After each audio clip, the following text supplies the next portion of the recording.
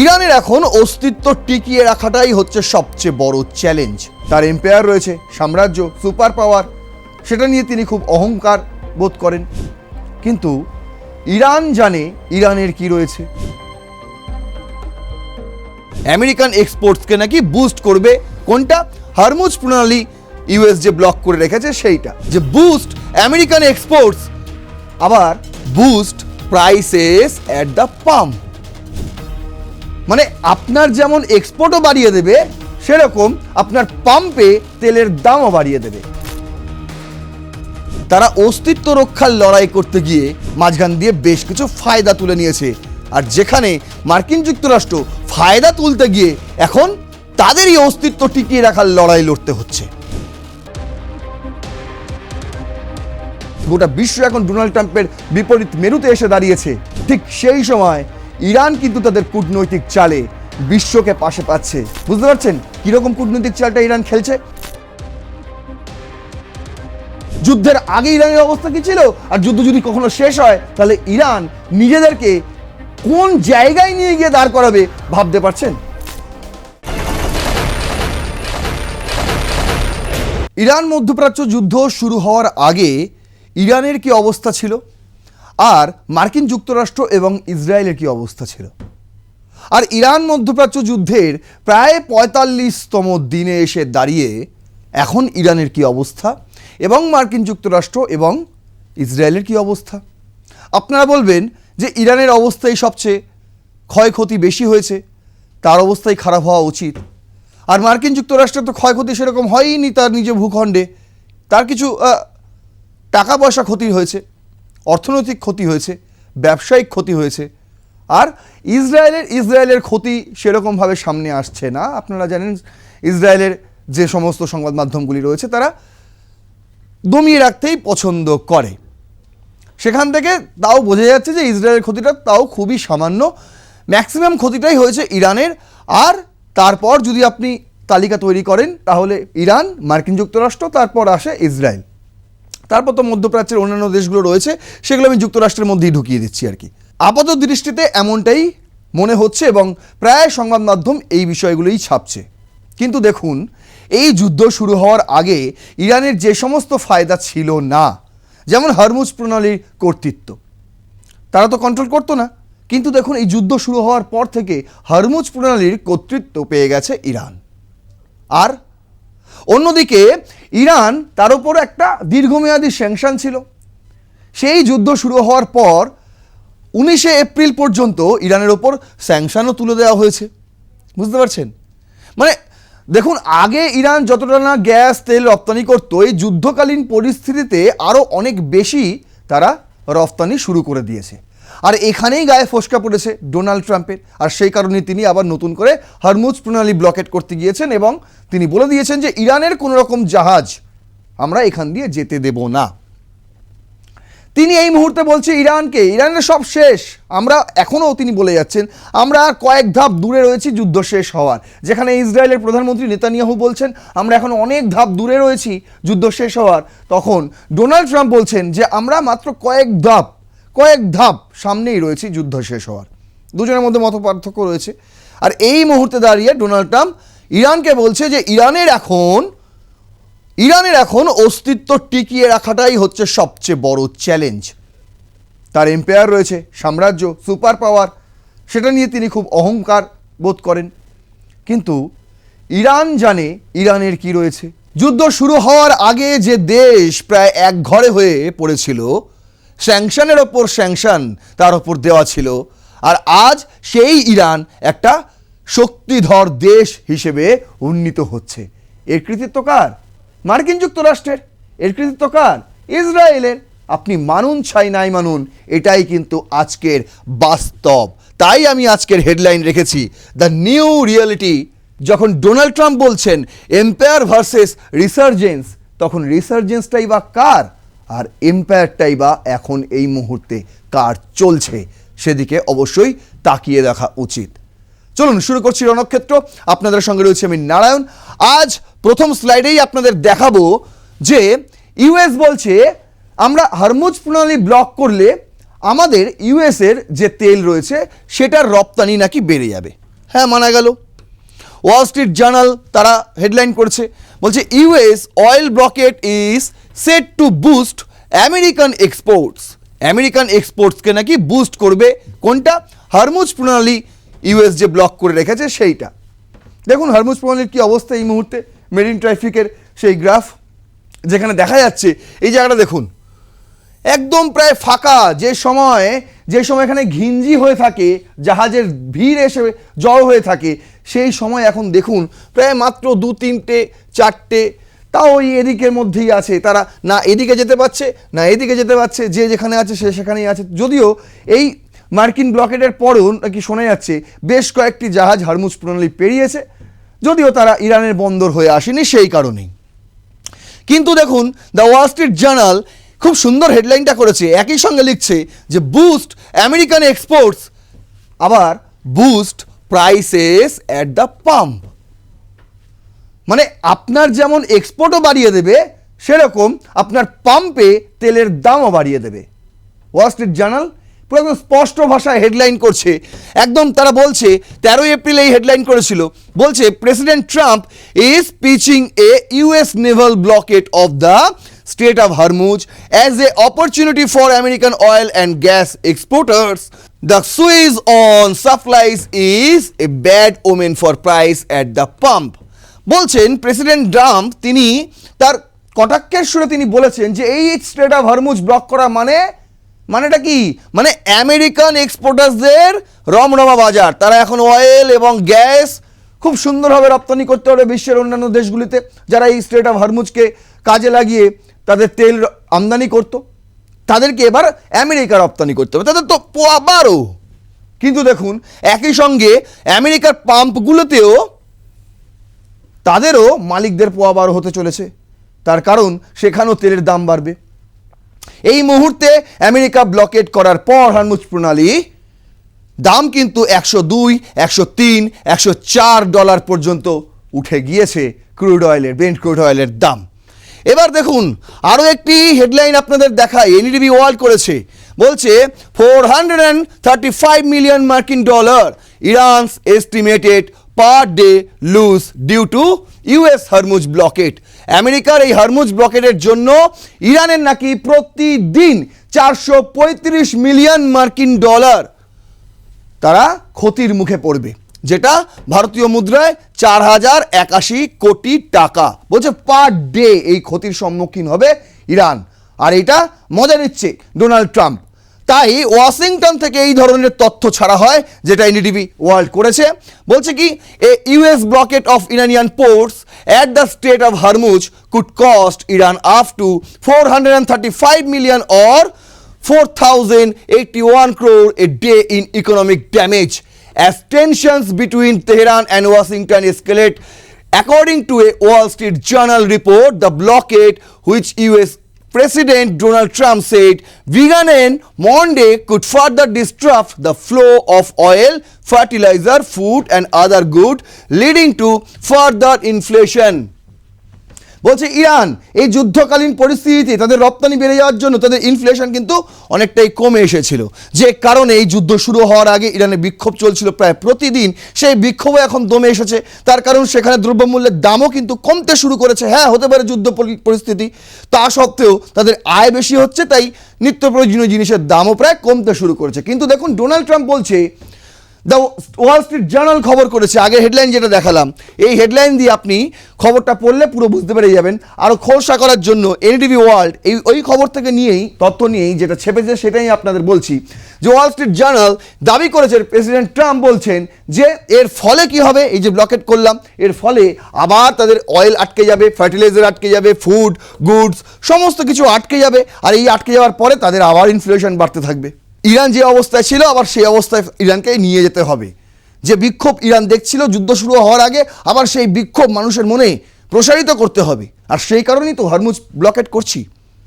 তার মূল বক্তব্য হচ্ছে এটা, বলছে the short term damage is likely to be offset by the Iranian oil already on the water as of the late March. Iran had estimated 4 million barrels floating outside the blockage affected Gulf according to Kepler. কেফলারের তথ্য অনুযায়ী বলছে কিছু তো short term ক্ষতি হবে ইরানের, কিন্তু এই ব্লকেট শুরু করার আগেই 154 মিলিয়ন ব্যারেল নাকি এই পারস্য উপসাগরেই ভাসছিল ইরানের কোনো ভেসেলে। ইরানের এই তেল ভাসছিল, যা কিন্তু ইতিমধ্যেই তারা সাপ্লাই করতে পারবে, সেখানে কোনো বাধা তারা থাকবে না। সেইখান থেকে তারা কিন্তু কিছুটা ফায়দা তুলে নিতে পারবে, যেটুকু ক্ষতি হবে তার কিছুটা তারা সেই ক্ষতি লাঘব করতে পারবে।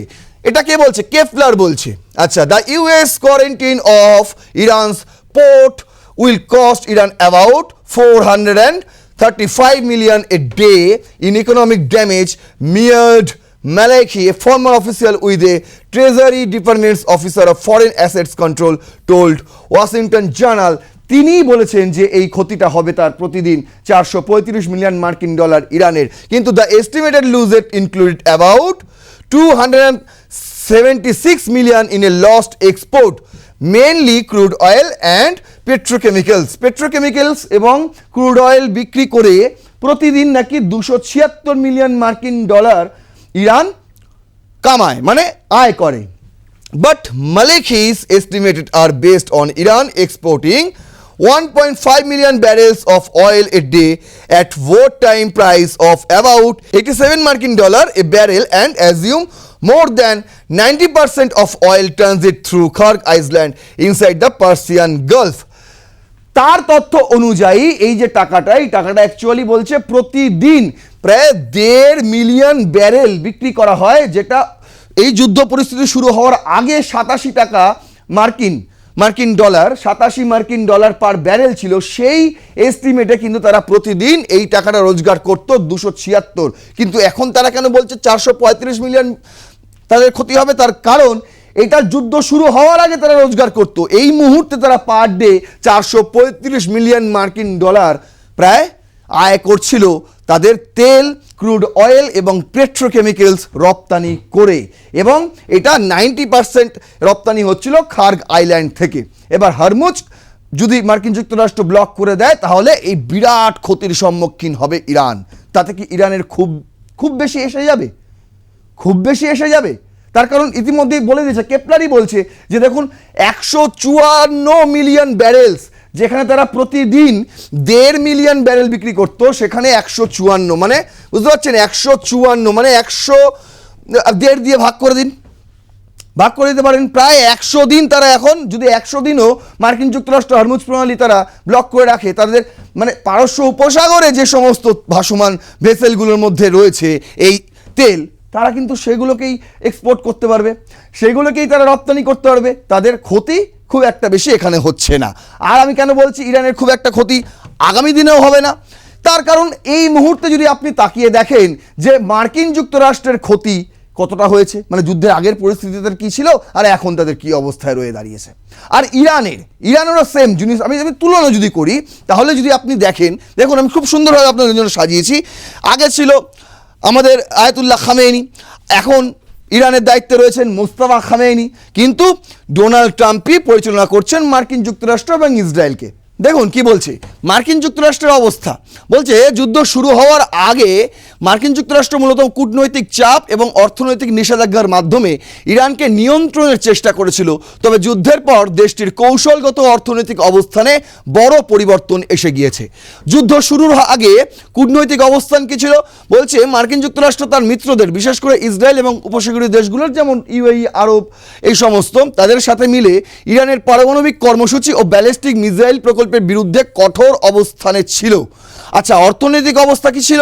মার্কিন অর্থনীতি স্থিতিশীল ছিল এবং দেশটি জ্বালানি আমদানির চেয়ে রপ্তানিতে বেশি মনোযোগী ছিল, যা তাদের বৈশ্বিক তেলের বাজারে অস্থিরতা থেকে কিছুটা সুরক্ষা দিচ্ছিল। এটা কিন্তু যুদ্ধের আগের সময় আমি বলছি। আচ্ছা, সামরিক প্রস্তুতি কি ছিল? মধ্যপ্রাচ্যের ঘাঁটিগুলোতে যুক্তরাষ্ট্রের হাজার হাজার সেনা মোতায়েন ছিল এবং তারা ইরান সমর্থিত বিভিন্ন গোষ্ঠীর প্রক্সি গ্রুপ যেমন হেজবুল্লাহ, হুতি, হামাস, এই সমস্ত গ্রুপের কর্মকাণ্ড নিবিড়ভাবে তারা পর্যবেক্ষণ করছিল। আর এই যুদ্ধকালীন পরিস্থিতিতে সামরিক ব্যয় ইতিমধ্যেই পেন্টাগন যুদ্ধের পেছনে ইতিমধ্যেই বলছে সরকারি হিসেব 18 বিলিয়ন ডলারেরও বেশি ব্যয় হয়েছে এবং আরও বড় অঙ্কের জরুরি তহবিলের আবেদনও করা হয়েছে। বেসরকারি হিসেবটা কিছুদিন আগেই আপনাদের আমি বলেছি, প্রায় 38 বিলিয়ন মার্কিন ডলার এই মুহূর্তে যুক্তরাষ্ট্রের ক্ষতি হয়েছে, অর্থনৈতিক ক্ষতি। আচ্ছা, তারপর বলছে 15 জন মার্কিন সেনা এই মুহূর্তে নিহত হয়েছে, কিন্তু ইরানের দাবি অনুযায়ী সংখ্যাটা 100রও বেশি। আচ্ছা, বলছে কয়েকশো আহত হওয়ার খবর পাওয়া গেছে ইতিমধ্যেই। আর অন্যদিকে জ্বালানি সংকট এখন মার্কিন যুক্তরাষ্ট্র জুড়ে। যদিও যুক্তরাষ্ট্র নিজেই তেল উৎপাদন করে, তবুও বৈশ্বিক বাজারে তেলের দাম বাড়ায়। উৎপাদন করে কি, ওই যে ভেনেজুয়েলা এইসব দেখা দিত, তারা তেল নেয়, তারা রপ্তানি করতো সেই সময়। কিন্তু এখন দেশটিতে সাধারণ মানুষের জন্য জ্বালানি ও গ্যাসের দাম প্রায় 30% বৃদ্ধি পেয়েছে। আগে যা ছিল এখন তার 30% বৃদ্ধি পেয়েছে। বুঝতে পারছেন, মানে দ্বিগুণ তিগুণ নয়, 30% বৃদ্ধি পেয়ে গিয়েছে। কৌশলগত পরিবর্তন, যুক্তরাষ্ট্র সরাসরি সামরিক সংঘর্ষে জড়িয়ে পড়ায় মধ্যপ্রাচ্যে তাদের দীর্ঘমেয়াদী উপস্থিতির প্রয়োজনীয়তা আরও বেড়েছে, যা দেশের অভ্যন্তরীণ রাজনীতিতে বিতর্কের জন্ম দিচ্ছে। বুঝতে পারছেন। আর ওদিকে চায়না মজা নিচ্ছে, কেন জানেন? তার কারণ ওদের যে তাইওয়ান উপসাগর, সেখান থেকে মার্কিন মেরিনস তাদেরকে সরিয়ে নেওয়া হয়েছে। তাহলে ফায়দা কি হলো আর ক্ষতি কি হলো? বলছে ইরানের পারমাণবিক স্থাপনা এবং সামরিক অবকাঠামোর বড় একটি অংশ, প্রায় 66% ড্রোন ও মিসাইল উৎপাদন কেন্দ্র ধ্বংস করতে সক্ষম হয়েছে। এটি মধ্যপ্রাচ্যে মার্কিন মিত্রদের সাময়িক নিরাপত্তা নিশ্চিত করেছে। যদিও ইউরেনিয়াম সমৃদ্ধিকরণ বন্ধ করতে পারেনি, ইরানের পরমাণু কর্মসূচি আটকে রাখতে পারেনি এই যুদ্ধের মাধ্যমে। কি বলা হচ্ছে, নাকি 66% ইতিমধ্যেই ইরানের ক্ষতি হয়েছে। আচ্ছা, মার্কিন যুক্তরাষ্ট্রের কি ক্ষতি হয়েছে? বিশাল অঙ্কের যুদ্ধ ব্যয় হয়েছে, মধ্যপ্রাচ্যের বিভিন্ন ঘাঁটিতে ড্রোন এবং মিসাইল হামলার শিকার হয়েছে। এছাড়াও বৈশ্বিক মুদ্রাস্ফীতির কারণে মার্কিন ডলারের ওপর চাপ তৈরি হয়েছে। আর এখানে তো দেখালামই 15 জন মার্কিন সেনা, তারাই বলছে এখনো পর্যন্ত মৃত্যু হয়েছে, কয়েকশো আহত। আচ্ছা, প্রায় 38 বিলিয়ন মার্কিন ডলার ইতিমধ্যেই খরচ হয়ে গিয়েছে, যেটা সরকারি হিসেবে বলছে মাত্র 18 বিলিয়ন। যাই হোক, এখানে ক্ষতিটা আপনাদের আমি দেখাতে পারলাম মার্কিন যুক্তরাষ্ট্রের যুদ্ধের আগের কি পরিস্থিতি ছিল আর এখন যুদ্ধকালীন পরিস্থিতিতে মার্কিন যুক্তরাষ্ট্রের অবস্থাটা আপনাদের দেখালাম। এবার ইরানের অবস্থাটা আপনাদের দেখাই। বলছে ইরানের জন্য এই যুদ্ধ ছিল অস্তিত্ব রক্ষার লড়াই, যেটা ডোনাল্ড ট্রাম্প বারবার বলে আসছেন, এখনও বলছেন। তিনি তো ঠিকই বলেছেন, এটা তো ইরানের অস্তিত্ব রক্ষারই লড়াই। কিন্তু দেখুন, তারা অস্তিত্ব রক্ষার লড়াই করতে গিয়ে মাঝখান দিয়ে বেশ কিছু ফায়দা তুলে নিয়েছে। আর যেখানে মার্কিন যুক্তরাষ্ট্র ফায়দা তুলতে গিয়ে এখন তাদেরই অস্তিত্ব টিকিয়ে রাখার লড়াই লড়তে হচ্ছে। কিরকম দেখুন, বলছে যুদ্ধের আগে দেশটির অভ্যন্তরীণ অবস্থা ভঙ্গুর থাকলেও যুদ্ধের পর তা আরও চরম আকার ধারণ করেছে। স্বাভাবিক। অর্থনৈতিক সংকট, যুদ্ধের আগে দীর্ঘদিনের নিষেধাজ্ঞার কারণে ইরানের মুদ্রা রিয়ালের মান রেকর্ড পরিমাণ কমে গিয়েছিল। মুদ্রাস্ফীতি 40% থেকে 70% পর্যন্ত পৌঁছে গিয়েছিল। আর অভ্যন্তরীণ অস্থিরতা, দ্রব্যমূল্যের ঊর্ধ্বগতি এবং রাজনৈতিক সংস্কারের দাবিতে দেশ জুড়ে ব্যাপক বিক্ষোভ চলছিল, যা সরকারের বৈধতাকে চ্যালেঞ্জের মুখে ফেলে দিয়েছিল। বলে দিয়েছিল এই সুপ্রিম লিডারের কোনো নিয়ম আমরা মানব না, সুপ্রিম লিডারের এই যে শাসন সেটা অবসান করতে হবে। আচ্ছা, সামরিক প্রভাব কী ছিল? ইরান তখনও লেবানন, ইয়েমেন এবং ইরাকে তাদের প্রক্সি নেটওয়ার্কের মাধ্যমে মধ্যপ্রাচ্যে বিশাল প্রভাব ধরে রেখেছিল। এইবার যুদ্ধকালীন পরিস্থিতিতে ইরানের কি অবস্থা? বলছে নেতৃত্বের সংকট, শুরুতেই আপনাদের বলে বিশাল ক্ষতি। যুদ্ধের শুরুতে মার্কিন ও ইসরায়েল বিমান হামলায় ইরানের সর্বোচ্চ নেতা আলী আয়াতুল্লাহ খামেনি সহ শীর্ষস্থানীয় অনেক সরকারি ও সামরিক কর্মকর্তা নিহত হয়েছেন। আর ভৌত অবকাঠামোর ধ্বংস, ইরানের শিল্প অবকাঠামো, নৌযান এবং সামরিক স্থাপনার ব্যাপক ক্ষয়ক্ষতি হয়েছে। ধারণা করা হচ্ছে এই ক্ষতির পরিমাণ 300 বিলিয়ন থেকে 1 ট্রিলিয়ন ডলারের মধ্যে। আর সেই কারণেই মার্কিন যুক্তরাষ্ট্রের কাছে ইরান ইসলামাবাদে ক্ষতিপূরণ বাবদ 1 ট্রিলিয়ন ডলার তারা চেয়েছে, যে দাও, এই টাকাটা দাও, তাহলে আমরা এই যুদ্ধ বিরতি মেনে নেব। আচ্ছা, মানবিক বিপর্যয়, হাজার হাজার সামরিক ও বেসামরিক মানুষ হতাহত হয়েছে এবং কয়েক মিলিয়ন মানুষ বাস্তুচ্যুত হওয়ার ঝুঁকিতে রয়েছে। ফায়দা কি রয়েছে? বলছে ইরান হরমুজ প্রণালী বন্ধ করে দিয়ে বৈশ্বিক জ্বালানি বাজারে বড় ধরনের অস্থিরতা তৈরি করতে পেরেছে। এটি তাদের জন্য একটি শক্তিশালী দর কষাকষির হাতিয়ার হিসেবে কাজ করছে এবং পশ্চিমা বিশ্বকে আলোচনার টেবিলে বসতে বাধ্য করার চেষ্টা করেছে। বারবার বলেন না ডোনাল্ড ট্রাম্প যে আমার কথা ইরান এসে বসলো না, তুমি তো অনেক দিন ধরেই বলছিলে, সেই 21শে মার্চ থেকে আপনি বলছিলেন যে ইরান আসো, আমার সঙ্গে আলোচনায় বসো। কখন বসলো? 11ই এপ্রিল। কবে বলেছিলেন 21শে মার্চ, আর বসলো কবে 11ই এপ্রিল। আপনার কথায় বসেনি। যদি আপনার কথায় বসতো তাহলে আপনি 21শে মার্চ বলার পরেই 22শে মার্চ বসে যেত। ইরানের মনে হয়েছে এই যুদ্ধ আর দীর্ঘায়িত করা উচিত নয়, কারণ তাদের ক্ষতিটা অনেক বেশি হয়েছে, তাই তারা এই বিষয়ে রাজি হয়েছিল এবং তাই সেখানেও কিন্তু তারা কূটনৈতিক চালে এগিয়ে রয়েছে। তারা বারবার কিন্তু মার্কিন যুক্তরাষ্ট্রকে এমন ফ্যাসাদে ফেলেছে যাতে গোটা বিশ্বের কাছে সাঁড়াশি চাপে এই মুহূর্তে ডোনাল্ড ট্রাম্প এবং ইসরায়েল। দেখুন, এটা তো গেল, এটা তো বিশাল বড় কূটনৈতিক সাফল্য ইরানের ক্ষেত্রে। তারা মার্কিন যুক্তরাষ্ট্রকে আলোচনার টেবিলে বসতে বাধ্য করেছে কখন, যখন তারা এই হরমুজ প্রণালীর কৃতিত্ব একদম নিজেদের হাতে, একদম নিজেদের নিয়ন্ত্রণে রেখে দিয়েছে। ক্ষতি কি হয়েছে? ইরানের নৌবাহিনীর 92% বড় জাহাজ ধ্বংস হয়ে গেছে, অর্থনৈতিকভাবে দেশটি দেউলিয়া হওয়ার পথে। এছাড়া শীর্ষ নেতৃত্বের শূন্যতা দেশটিকে দীর্ঘমেয়াদী রাজনৈতিক অস্থিরতার দিকে ঠেলে দিয়েছে। এইটা কিন্তু বিভিন্ন মার্কিন সংবাদ মাধ্যমগুলোই আলোচনা করছে। আমি বিভিন্ন সংবাদ মাধ্যম থেকে তথ্য তুলে ধরে এই চার্ট আপনাদের জন্য সাজিয়েছি, কিন্তু দেখুন আরও একটি চার্ট এর সঙ্গে রয়েছে যেটা আপনাদের জন্য আমি সাজিয়েছি, সেটা দেখলে আরও চমকে যাবেন। দেখুন, বলছে মার্কিন যুক্তরাষ্ট্র ও ইরানের যুদ্ধপূর্ব এবং যুদ্ধকালীন অবস্থার তুলনামূলক বিশ্লেষণ চার্ট। এই চার্টটা আপনাদের যদি ভালো করে দেখাই তাহলে আপনারাও বুঝতে পেরে যাবেন যে যুদ্ধর আগে মার্কিন যুক্তরাষ্ট্রের একটা নির্দিষ্ট জায়গা ছিল, আর ইরানকে তখন কেউ বুঝতো না। ইরান একটা দেশ ছিল, সবাই জানতো, হ্যাঁ ঠিক আছে ইরান। কিন্তু দেখুন এই যুদ্ধকালীন পরিস্থিতি প্রায় 45 দিন এই যুদ্ধ হয়ে যাওয়ার পর মার্কিন যুক্তরাষ্ট্রকে এখন কেউ পুষছে না। আমি গত এপিসোডেই আপনাদের দেখেছি গোটা বিশ্ব এখন ডোনাল্ড ট্রাম্পের বিপরীত মেরুতে এসে দাঁড়িয়েছে। ঠিক সেই সময় ইরান কিন্তু তাদের কূটনৈতিক চালে বিশ্বকে পাশে পাচ্ছে এবং তারা এই যুদ্ধ থেকে বেশ কিছু ফায়দাও তুলে নেওয়ার চেষ্টা করছে। এবং এখানে কিন্তু পুরোপুরি একটা চীনের খুব সুন্দর সূক্ষ্ম চাল রয়েছে। চীন ইরানকে দিয়ে এই জিনিসগুলো করিয়ে নেওয়ার চেষ্টা করছে। কিরকম দেখুন, প্রথমেই দেখছি জ্বালানি মূল্য। মার্কিন যুক্তরাষ্ট্রের যুদ্ধের আগে ছিল তেলের দাম $70 থেকে $80 ব্যারেল, যেটা সেখানকার মানুষ সয়ে নিতে পারত। এই মুহূর্তে সেখানে তেলের দাম প্রায় 100+।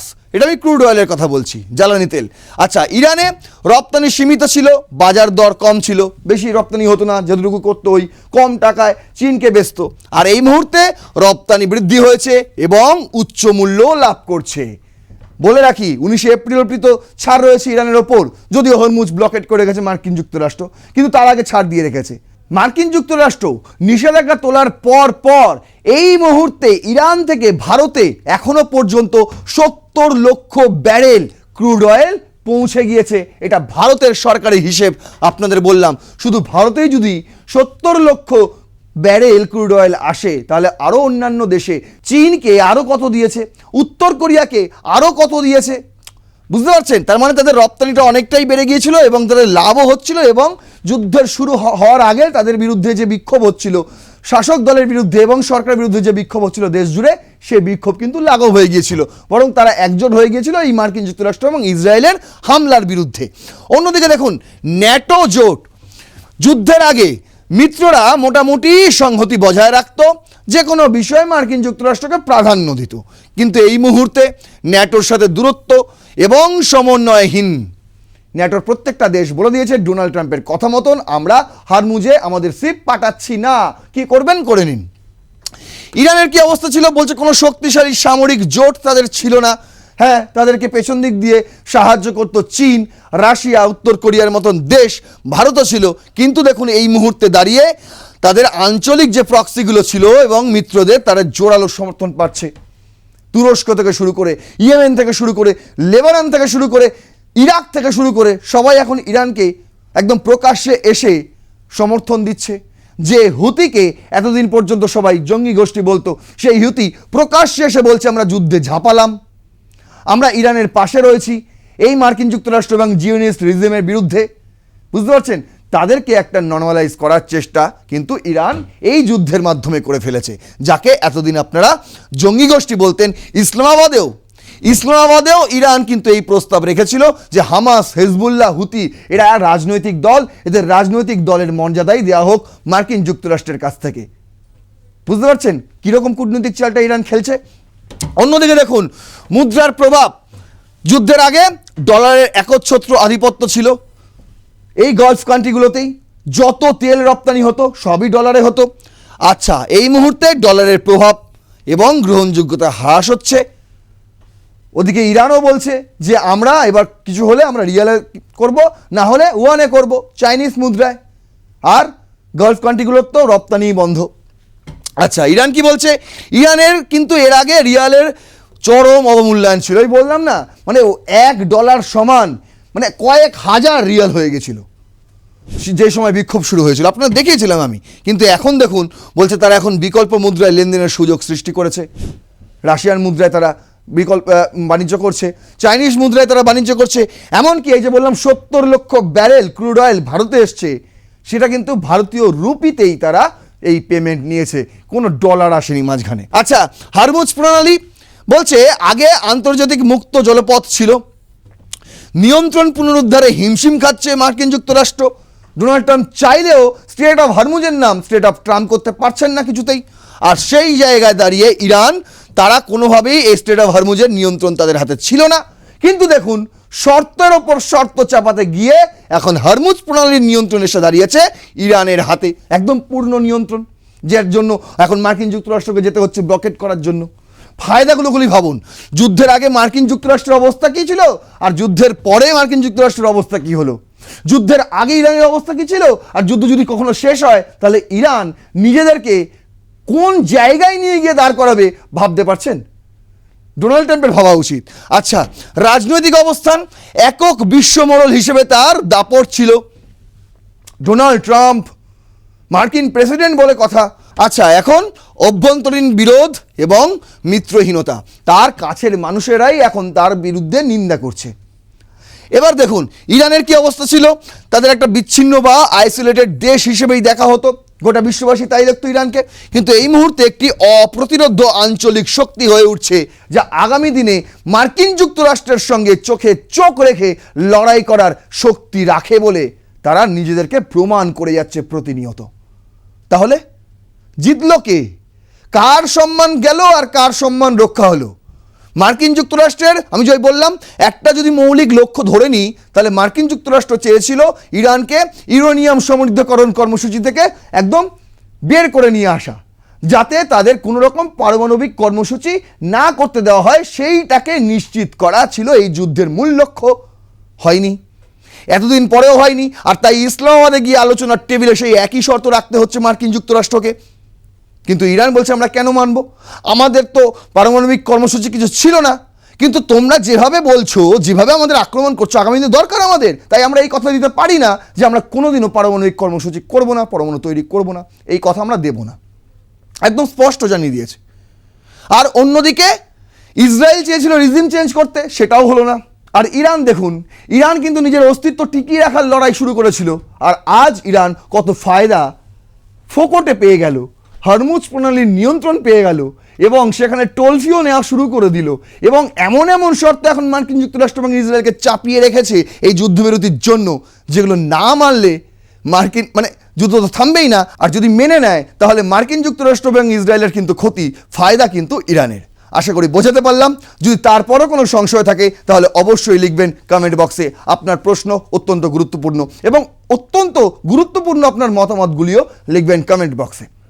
এই ভিডিওটি যদি ভালো লাগে তাহলে অবশ্যই শেয়ার করবেন, আরও 5 জনকে দেখার সুযোগ করে দেবেন, লাইক করবেন ভিডিওটি, সাবস্ক্রাইব করবেন আর প্লাস নিউজ 24/7 দেখতে থাকুন রণক্ষেত্রের অন্যান্য এপিসোডগুলি। ততক্ষণ পর্যন্ত জয় হিন্দ, বন্দে মাতরম।